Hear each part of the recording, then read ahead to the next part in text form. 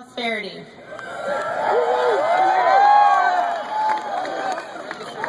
Tonight marks just one more step in a long but happy march forward for a free society. I am so happy to see the thousands of you who have turned out in support of this event.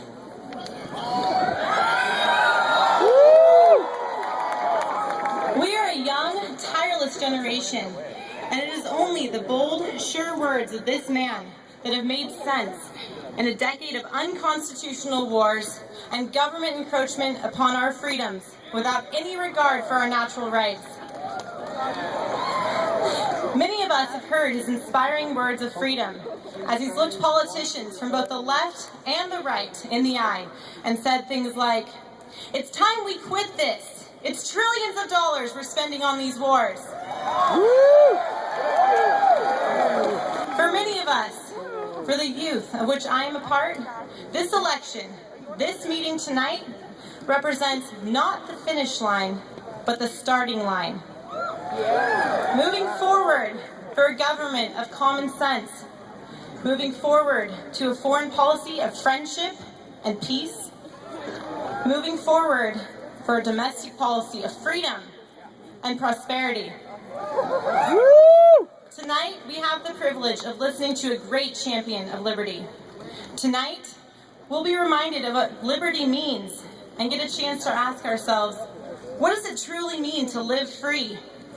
Tonight, we will get to listen to a man who's been fighting for our freedom for decades, before many of us were born. And guess what? Tonight, he is still fighting for your and my freedoms. And so, it is my honor and my great pleasure to introduce to you the champion of the Constitution and the next President of the United States, Congressman Dr. Ron Paul.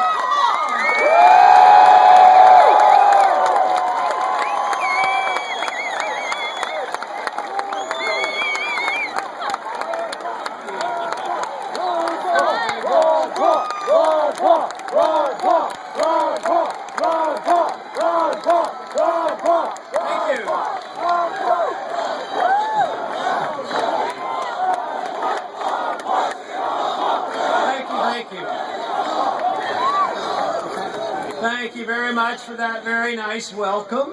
And thank you, Paul, and thank you, Elizabeth, for those introductions. That's very nice. And I want to make two little introductions here, but very important introductions. My wife, Carol, and one granddaughter, Linda, are sitting down here.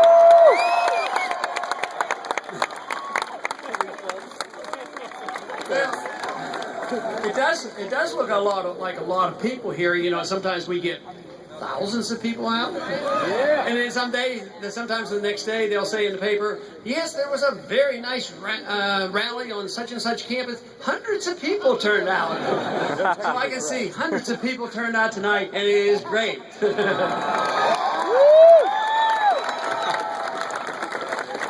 But our job is great too. It's a major task to change this country around because we have been drifting from the original intent of our Constitution for the last 100 years, long time before you were born, that the problem started. And tragically, you as a generation are inheriting it. The burden will fall on you to change things. But we have a great tradition. We have a great history. We know where we have come from. We know what we have to do. The blueprint has been laid out. So let's all of a sudden decide that we're not going to send anybody to Washington that doesn't believe and will follow the Constitution of the United States.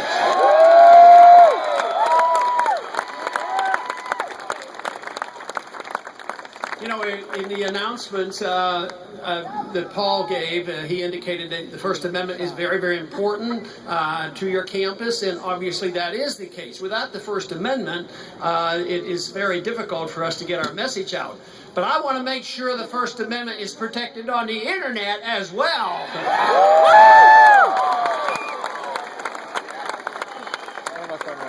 Every once in a while there'll be a court case and there will be some controversial language involved, and the courts are supposed to decide, is it constitutional to say these controversial things? Well, let me tell you, the First Amendment wasn't written so you can talk about the weather.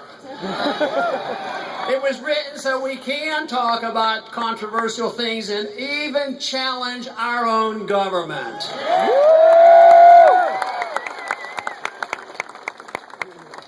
And we live in an age where systematically our civil liberties have been under attack. And this is what we should be concerned about.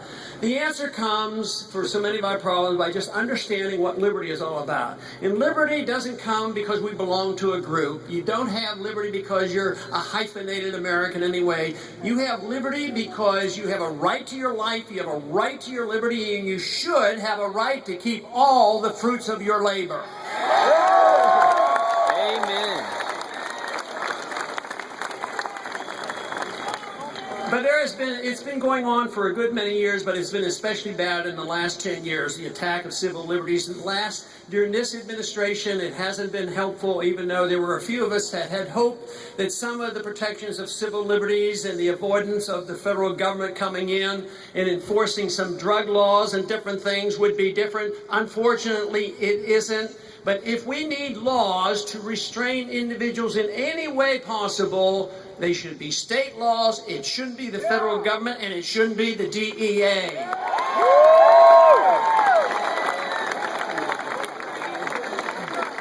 We know about the case of Daniel, one of the students here, of being arrested and thrown in a prison and forgotten for 5 days.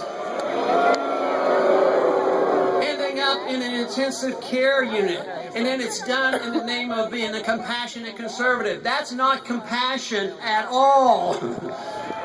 So we need to understand what the real protection of liberty is all about. Now it's indicated that there may be a lawsuit coming out of this, and rightfully so. But it's always difficult when you're abused by a government to sue the government. Sometimes the government protects itself from lawsuits, especially the federal government. So we don't know exactly what will come from that. But I have a suggestion. You know, in a way, there should be justice for an abuse of liberty like this, but in some way should the penalty be placed on the taxpayer? And you question that. Well, not exactly, but who else is going to pay because they were working for the taxpayer? And there's some truth to that.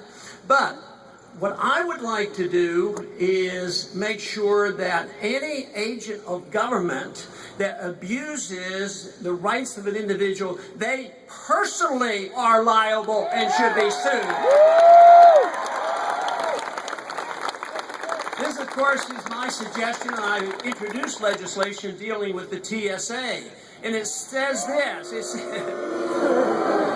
It says that a TSA agent can't do anything to a stranger that you or I can't do, and if they do, they go to prison.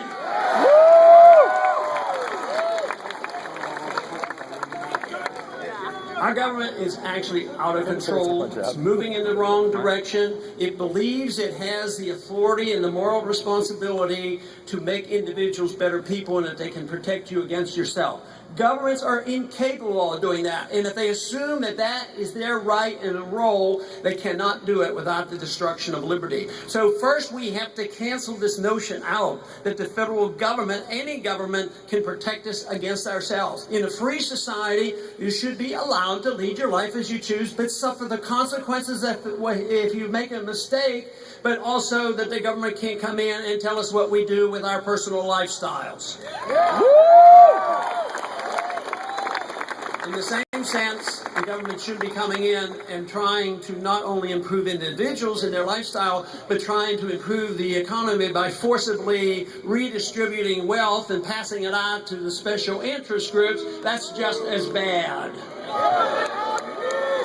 What we should have, of course, is a government that's limited. We should ask the question, what should the role of government be? The founders of this country asked that, and they came down with a pretty precise conclusion. The purpose of a limited government should be for the protection of liberty, and no more complicated than that.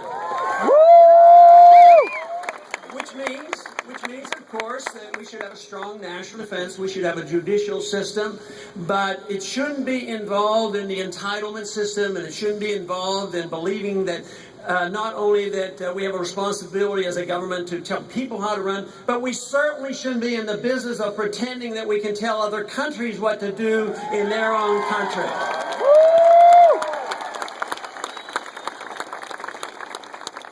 You know, there's a recent case in the news today, the young man, Chin, the blind Chinese individual that was being harassed by his own government. His civil liberties obviously sounds like they were abused, and he goes into the American embassy, and now he was released, and it's a diplomatic controversy that is going on. And you will hear and see a lot of our politicians grabbing hold and grabbing the spotlight by saying, you know what we need to do? We need to crack down on those Chinese, and this is what they're doing. They're abusing their citizens, which may well be true. But how much authority do we have, and how much benefit do you think we have in lecturing and changing China? At the same time, what's happening to the civil liberties of individuals here in this country?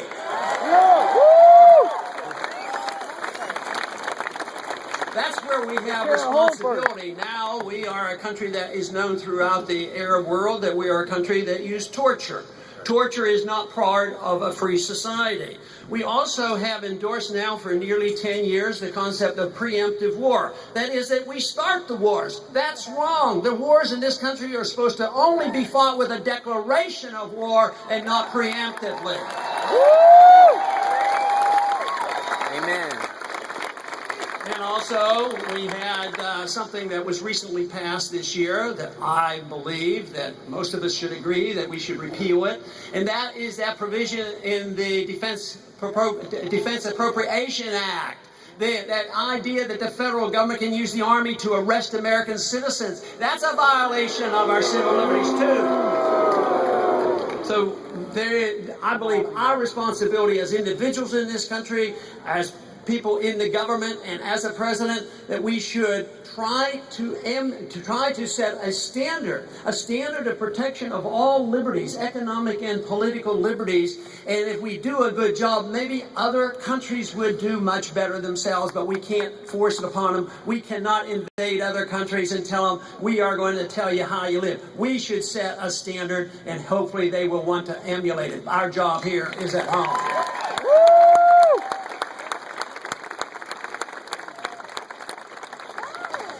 But we have a lot of things that we have to change, but the guideline, of course, is our Constitution. And Article 1, Section 8 outlines it pretty definitely on what those authorities are, explicitly approximately 20 items, depends on how you count, of ideas and principles that we're allowed to do and have the authority to do. And, of course, one is the declaration of war. And if that is the case, just think, how many wars would have been fought since World War II? None! Just think how much money we would have saved. Think of how much richer we would be. So think about how much less debt we would have. Think how much less pervasive this whole notion of deficit spending would be. This country would be so much wealthier. In the very last 10 years, we added $4 trillion of debt for these wars that are going on, and we don't even know why we're there. We don't know when they're going to end, and we have no purpose there, and they cause more harm than good. So obey the Constitution, and we would have a lot less wars. Woo!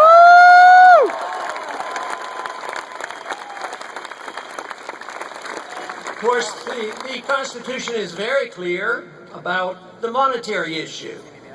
The monetary issue is very clearly stated that the Congress has the responsibility of providing a legal tender only silver and gold. No paper money, no central bank, no Federal Reserve System at all. Woo!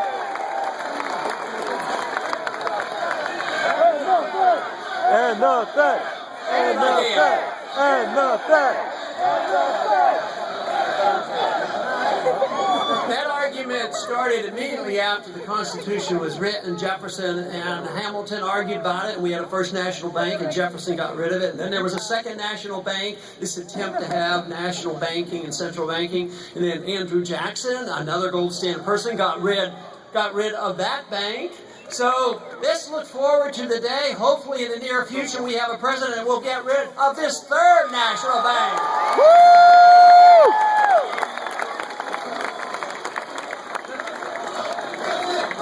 President Paul, President Paul, President Paul, President Paul, President Paul, President Paul, President Paul. That I think we should, next year, 100 years, the Federal Reserve will be 100 years old in 2013. So I would say the appropriate celebration will be the repeal of the Federal Reserve Act next year.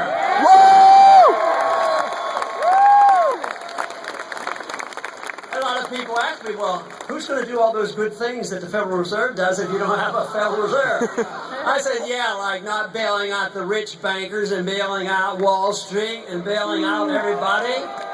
So, no, the central bank does not help the average person. But they claim they do. They claim they're protecting everybody. But, yeah, they bail out the banks, they give free money to the banks, and they send it back to the government, and they make 2 or 3 points on this. At the same time, the people who save and want to take care of themselves and act responsibly, and they put their money in their bank and they have a CD, what do they get? 1%?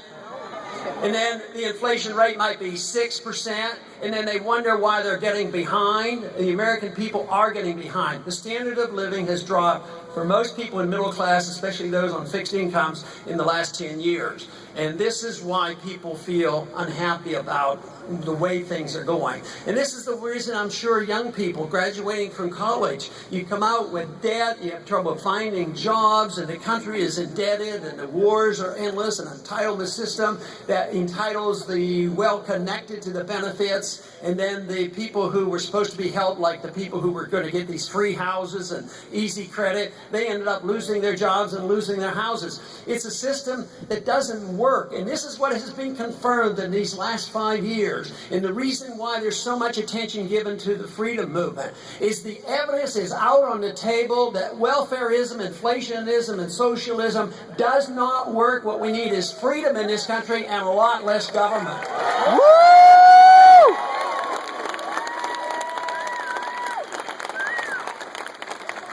And of course, the consequence of the foreign policy has been great. It has not only been great because of all the cost, but all the enemies that are made.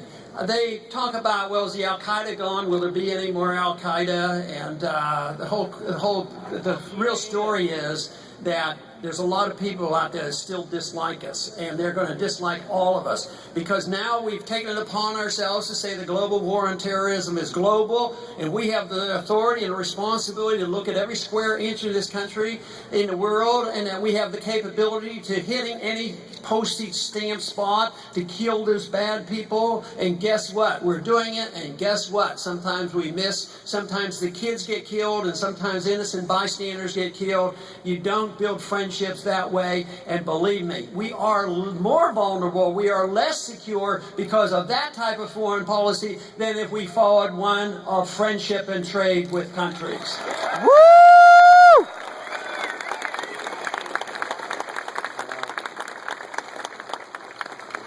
The student in China that I believe that diplomatic thing will pass, and there will be not a major problem. I think it will not be a significant event, because there's a reason for that. Because we do, at least in spite of our shortcomings and China's shortcomings, there is a benefit to talking to China and trading with China. We get goods that are cheaper, and of course China likes to sell us goods, and even with all the shortcoming, this is the reason that we're not likely to have a war incident over this. 30, 40, 50 years ago, we'd have been probably on the verge of shooting and killing each other like we did when I was in high school during the Korean fiasco.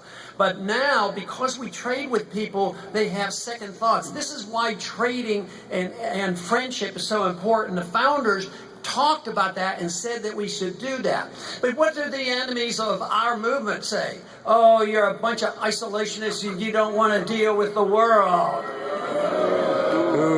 Tell you, I think it's a lot better to deal with the world with friendship and trade than it is with bombs and intimidation. Woo! Unfortunately, we've only had two options on foreign policy. One option would be to go to a potential dictator and talk him into being our friendly dictator, and then we give him a lot of money. And then if we finally dislike that friendly dictator, or he turns on us, then we start bombing them. So I would say there should be a third option, that option, at least talking to people. The 60,000 diplomats that we have in the State Department, I think we ought to put them to work. Let them practice a little diplomacy once in a while. Woo! But unfortunately, those in charge right now are much more enthusiastic about the intimidation. But the other side that accuses us of isolationism are the very first ones to want to put on sanctions on country, to say that we're going to put sanctions on and punish the leaders like we have been doing for 50 years with Castro. But guess what? The people suffer. It never punishes the leaders. The leaders use us as a scapegoat and say they suffer not because of communism or their system, but because of Americans being involved. So it doesn't work. Matter of fact, the sanctions on Iran actually backfire on us because the dissidents that would like to change their government then all have to get together for nationalistic reasons to come together and stand behind their government. So I think sanctions are wrong, and sanctions are just an act of war. And it's time to get rid of all the sanctions on Cuba. Let's get the Cold War over with for good. Woo!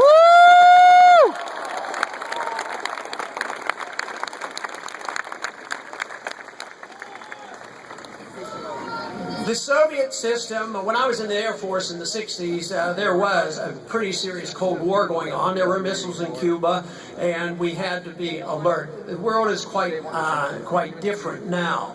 But the whole effort that is being made by us, I think, is overdone. I think we just do way too much at the wrong time and spend too much money, and we make too many enemies. So what we need to do, obviously, is change this foreign policy. And the foreign policy is one that's been around a long time, and it was actually started by Woodrow Wilson and at the turn of the last century.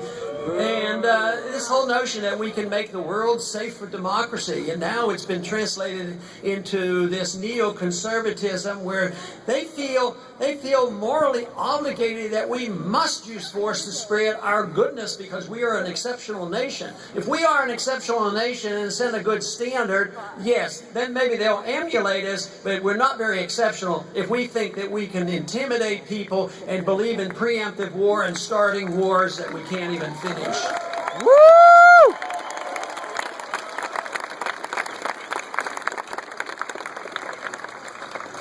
But we have a long way to go because, unfortunately, the leadership in both parties are very much in agreement with much of the problems that we have today. If you look at the foreign policy, does it ever change? I mean, we elect a Democrat. We hope the Democrat will be less warmongering. And, of course, there was some encouragement. He won the Nobel Peace Prize for peace, so what the heck? We're on our way. So then the next day he expands the war and invades another country. So it doesn't work, and of course, then when we get the Republicans in charge, the Republicans are the fiscal conservatives, and just look at what's happened when we had the House and the Senate and the presidency. Department of Education doubled in size. The prescription drug program started satisfying the drug companies and the big businesses. That gets passed and added on. So and the deficits explode. So what we need is a constitutional president that will not yield to those temptations.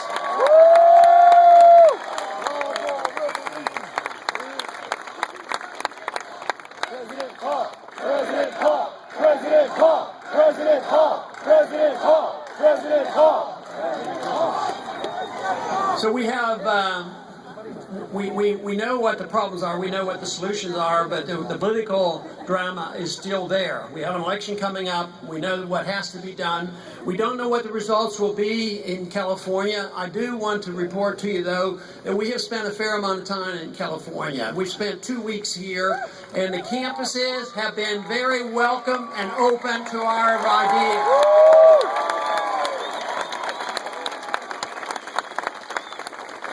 So we're hoping for a surprise on election day to the point where maybe the Main Street media will have to cover what we're doing. But we don't know exactly what will happen on that election, or what will happen in August in Tampa, or what will happen in November.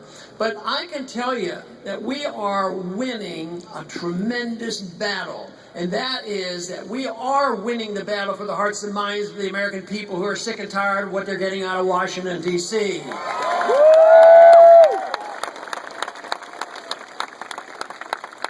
You know, I think about winning or losing the individual battles and what we strive for to win the ultimate battle. I think of a conversation between two colonels after the Vietnam War. Colonel 2 from Vietnam was talking to Colonel Harry Summers. It was shortly after the fighting stopped, and they were going back and forth on the details of ending the war. And Summers wanted to get the last word in, and he looked at Colonel 2 and said, "You do know that you never defeated us once on the battlefield." And 2 said, "Colonel, you're exactly right, but it's irrelevant." It's irrelevant because they won the war, because they were representing the hearts and minds of people who thought the French and Americans didn't have a right to be in their country, trying to settle a civil war. So when you're fighting for your country, it's a lot different, and you do end up ultimately very often winning. And just think of how many years, decades, hundreds of years, or centuries that the people of Afghanistan said, "We want to run our own life. We have enough problems. We'll take care of them, but we don't want the Soviets in here, and we don't want the Americans in this country. We want you out of here now." It's always much easier if you're defending a homeland to ultimately win the battle, but when the military has tremendous force, you can lose a lot of battles, but you eventually will lose the war.